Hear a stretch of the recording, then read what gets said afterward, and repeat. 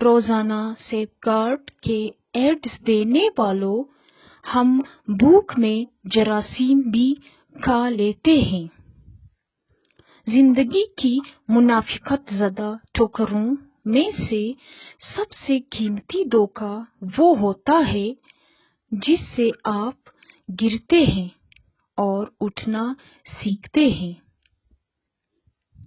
انسان کو بس ایک ہی بار آزمانا چاہیے، پھر جو اس کا رنگ ہوتا ہے وہی اس کا اصل رنگ ہوتا ہے۔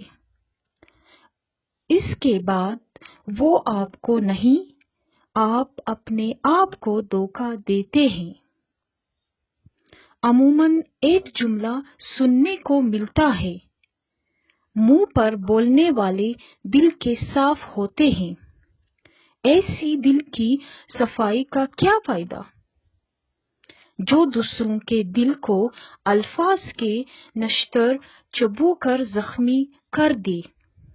کچھ باتوں کا بوجھ خود اٹھا کر دوسروں سے درگزر کا معاملہ اختیار کرنا چاہیے۔